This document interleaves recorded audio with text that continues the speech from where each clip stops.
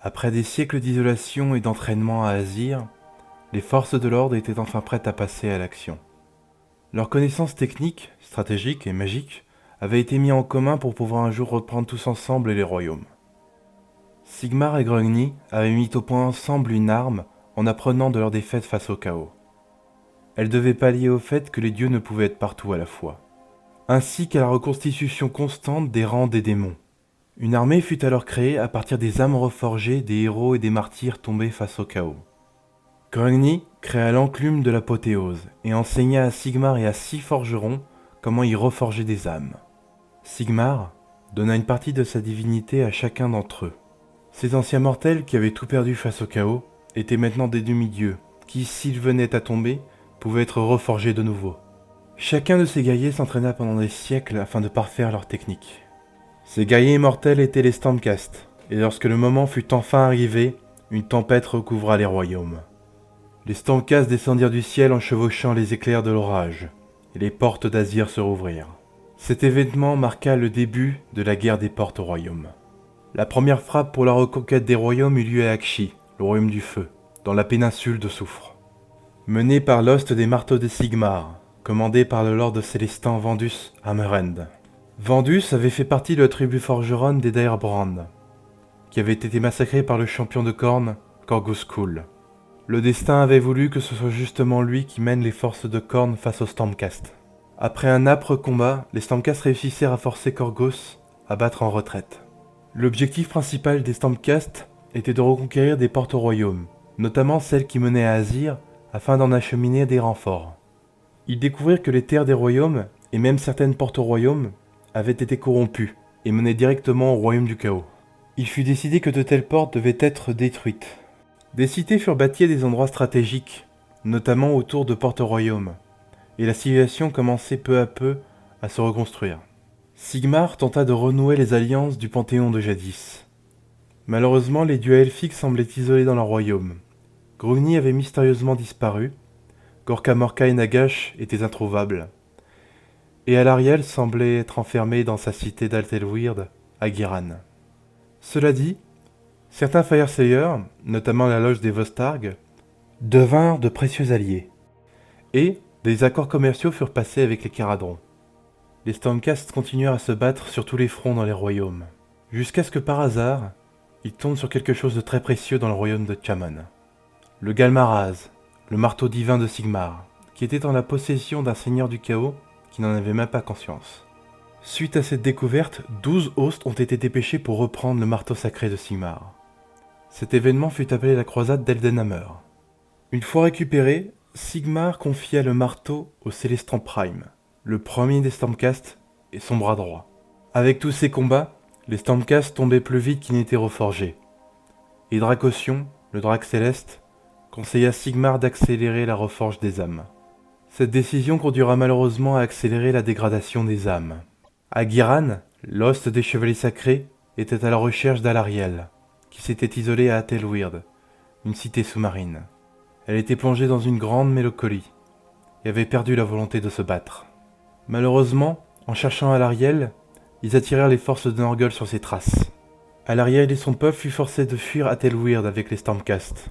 Après avoir encore tout perdu, Alarielle semblait être brisée. Elle s'effondra sous la forme d'une graine âme. Les chevaliers sacrés et les Sylvanès défendèrent la graine âme d'Alarielle de toute leur force. Ils furent forcés de se battre tout en se repliant, menant la graine d'Alarielle en un lieu particulier. Ils la plantèrent sur le lieu d'une bataille où de grands héros étaient tombés, afin qu'elle absorbe leur volonté de combattre. Lorsqu'elle renaquit, tout le royaume de la vie s'éveilla, et elle entonna un chant de guerre qui résonna à travers tous les royaumes et qui fut entendu par tous les Sylvanès. Tous répondirent à son appel, même ceux qu'elle avait congédiés dans son désespoir. Et c'est alors que la saison de la guerre commença. Ce moment retourna le cours de la guerre de la vie entre les Sylvanès et Norgul. 3 cités, nommées les Graines de l'Espoir, furent bâties, et avec elles, l'alliance entre Alarielle et Sigmar fut renouée. Le temps passa et une étrange période commença.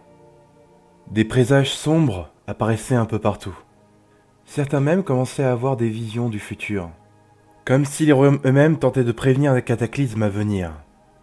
Ashaïch des morts vivants affluent de tous les coins du royaume, portant chacun un grain de sable de tombe, la pierre de royaume de Shyish, jusqu'à une grande pyramide noire, l'œuvre de Nagash. Son plan était de canaliser l'énergie de Shyish afin de devenir la mort elle-même, et de créer une vague de morts qui tuerait absolument toute vie sur le royaume, afin d'ensuite tous les ramener à la vie sous son contrôle. C'était son plan ultime pour détruire le chaos une bonne fois pour toutes. La mort de tous les mortels aurait éradiqué toutes les émotions qui renforçaient les dieux du chaos. Mais au moment fatidique, les Skaven du clan Eshin sabotèrent la pyramide noire. Et le plan de Nagash fut réduit à néant, ou presque. Une vague d'énergie nécromantique traversa tous les royaumes. Cet événement fut connu sous le nom du nécroséisme. Tous les corps des morts se relevaient, et des nuées de spectres éclipsaient le ciel. Ils étaient si nombreux que Nagash lui-même ne pouvait contrôler toutes ces hordes de spectres. Si bien qu'il créa un nouveau Mortark, afin de les mener, Dame Olinder, la Mortark du deuil. Les savants et les mages des royaumes nommèrent cette période l'Arcanum Optimar. Le nécroséisme semblait aussi avoir modifié le fonctionnement de la magie elle-même, et donna naissance aux sorts persistants. Un mage pouvait lancer une simple boule de feu et provoquer une grande tempête de flammes sans le vouloir. Les sorts pouvaient apparaître spontanément et dévaster des régions. Certains devenaient même conscients, et des élémentaires commençaient à apparaître un peu partout. Ces phénomènes étaient d'une telle ampleur que le métier de chasseur de sorts vit le jour. Leur rôle était de traquer ces sorts et de les dissiper. Nagash profita de ce déséquilibre pour reprendre Shyish et attaquer les cités de Sigmar. C'est ainsi que commença la guerre des âmes. Il donna l'ordre à Lady Olinder d'attaquer la cité de Létis et d'y ouvrir son Stormvault, afin de libérer un de ses lieutenants, Katakros. Les Stormcast tentèrent d'arrêter Lady Olinder, et le Célestin Prime lui-même fut envoyé contre elle. Et après un combat acharné, pour la première fois, le Célestin Prime fut vaincu, et Katakros fut libéré. À travers tous les territoires de Nagash, les habitants lui doivent une dîme d'os. Tous ces os vont servir à créer une nouvelle armée d'élite pour Nagash. Ces os seront modelés par l'alchimie et la magie afin de créer des golems d'os. Des amalgames d'âmes seront créés pour ces corps. Des mélanges de fractions d'âmes de guerriers, architectes, stratèges, afin que ces guerriers excellent dans tous les domaines. Ces guerriers étaient les Ossiarques. Ils seraient le fer de lance de Nagash. Katakros fut choisi comme Mortark pour les diriger. Il fut nommé le Mortark des Nécropolis. Nagash était déterminé à se venger de tous ceux qui lui avaient volé des âmes. Katakros et Olinder furent envoyés à l'Omnipoint et récupérèrent la porte connectée à Shyish. Le dernier et le plus récent des événements de l'âge de Sigmar est celui des royaumes brisés. Morathi lance son grand plan pour devenir une déesse. Merci d'avoir regardé la première série de la chaîne. J'espère que vous aurez apprécié cette introduction. Je ferai des vidéos explorant plus en détail certains événements et factions par la suite. Si vous en avez certains que vous voulez voir en priorité dans une vidéo, n'hésitez pas à les partager. J'ai aussi pour projet d'explorer par la suite le jeu de rôle d'Age of Sigmar, Soulbound. J'en ferai sans doute des guides, des one-shots et des campagnes.